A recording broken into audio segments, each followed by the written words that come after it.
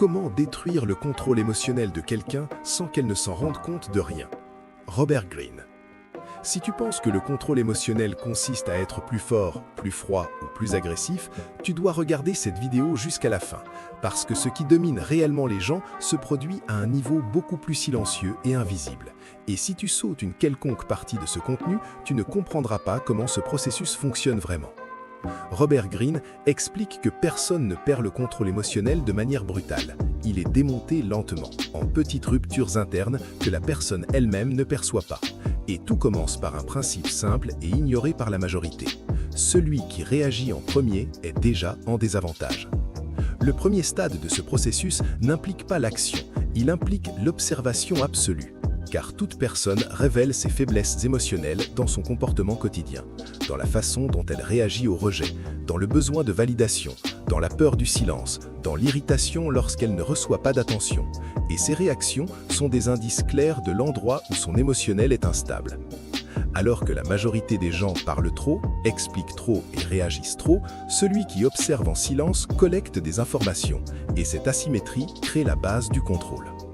À partir du moment où tu comprends les schémas émotionnels de la personne, l'erreur est de confronter, car la confrontation réveille la défense, et la défense renforce l'ego de l'autre. Donc, la véritable stratégie est de briser les schémas sans jamais paraître hostile. Si la personne est habituée à une prévisibilité émotionnelle, tu commences à retirer cette prévisibilité peu à peu en alternant présence et absence, attention et neutralité, réponse et silence, en créant un environnement où son esprit ne parvient plus à se stabiliser. Le cerveau humain a besoin de cohérence pour se sentir en sécurité, et lorsque cette cohérence disparaît, l'esprit entre en état d'alerte, essayant de comprendre ce qui a changé. Et à ce moment-là surgit le doute, qui est la première fissure réelle dans le contrôle émotionnel. La personne commence à se remettre en question, à revoir des conversations, à interpréter des gestes, à créer des théories et à dépenser de l'énergie mentale en essayant de te déchiffrer, pendant que toi, tu restes calme, cohérent et émotionnellement solide.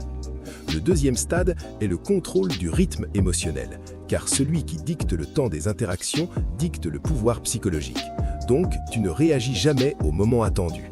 Parfois tu tardes quand l'autre veut une réponse immédiate, parfois tu es rapide quand il s'attend à de la distance, créant un décalage interne qui génère de l'anxiété. L'anxiété est fondamentale dans ce processus, car elle affaiblit l'autocontrôle, pousse la personne à agir de manière impulsive, à trop se justifier, à chercher à plaire ou à rechercher une réaffirmation constante, pendant que toi, tu maintiens une posture neutre et stable. Avec le temps, la personne commence à t'associer à l'instabilité émotionnelle, mais pas de manière consciente. Elle ressent seulement que quelque chose en elle change quand elle est près ou loin de toi. C'est à ce moment qu'entre en jeu la phase la plus délicate et dangereuse, la récompense émotionnelle intermittente.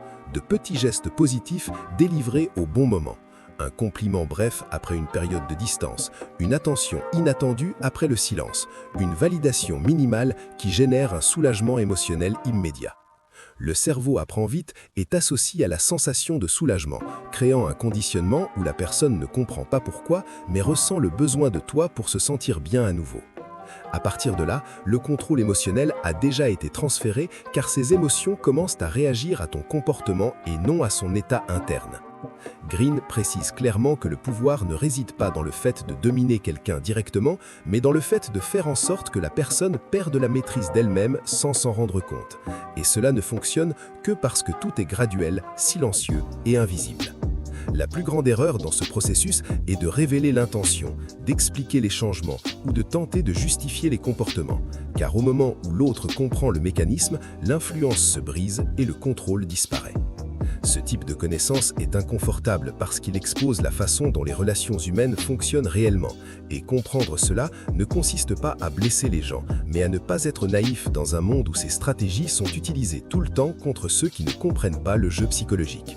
Si tu es arrivé jusqu'ici et que ce contenu a du sens pour toi, aime cette vidéo maintenant pour renforcer ce type de contenu et suis le profil pour continuer à apprendre sur le comportement humain, le pouvoir psychologique et les dynamiques invisibles qui contrôlent les émotions et les décisions au quotidien.